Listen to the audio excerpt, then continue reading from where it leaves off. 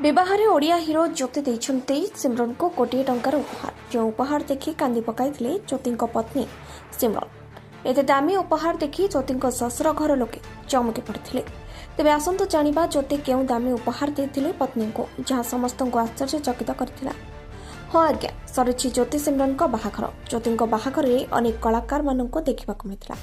ଖୁବ୍ ସୁନ୍ଦର ଭାବରେ ଜ୍ୟୋତିଙ୍କ ବାହାଘର ହୋଇଥିଲା। ଜ୍ୟୋତିଙ୍କୁ ଯେତେବେଳେ ପଚରା ଯାଇଥିଲା ତମର ଏଇଟା ଲଭ୍ ମ୍ୟାରେଜ ନା ଆରେଞ୍ଜ ମ୍ୟାରେଜ, ସେତେବେଳେ ଜ୍ୟୋତି କହିଥିଲେ ଏଇଟା ମୋର ଆରେଞ୍ଜ ମ୍ୟାରେଜ। ମୋ ପରିବାର ଇଚ୍ଛାରେ ବାହା ହୋଇଛି। ମୋ ବାପା ମାଆଙ୍କ ଖୁସିରେ ମୁଁ ଖୁସି।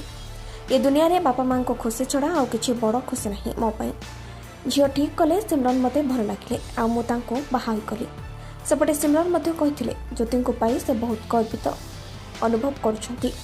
ଜ୍ୟୋତି ବହୁତ ଭଲ ପୁଅ, ମୁଁ ତାଙ୍କୁ ପାଇ ବହୁତ ଖୁସି। ଏଥିସହ ସେ ଜ୍ୟୋତିଙ୍କ ପାଇଁ ମଧ୍ୟ ଏକ ଗୀତ ଗାଇଥିଲେ।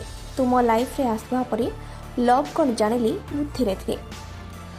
ଆଉ ଯେତେବେଳେ ତାଙ୍କ ବିବାହ ସରିଲା ସେତେବେଳେ ସିମରନ ବହୁତ କାନ୍ଦିଥିଲେ। ଏମିତିକି ତାଙ୍କ ବିଦାୟ ସମୟରେ ତାଙ୍କୁ କେହି ବୁଝେଇ ପାରୁନଥିଲେ, ସେ ପ୍ରବଳ କାନ୍ଦୁଥିଲେ।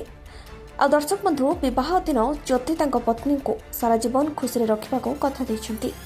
ଆଉ ଏହା ତାଙ୍କ ପତ୍ନୀଙ୍କ ପାଇଁ ସବୁଠୁ ବଡ଼ ଓ ଦାମୀ ଉପହାର ବୋଲି ଲୋକେ କହୁଛନ୍ତି।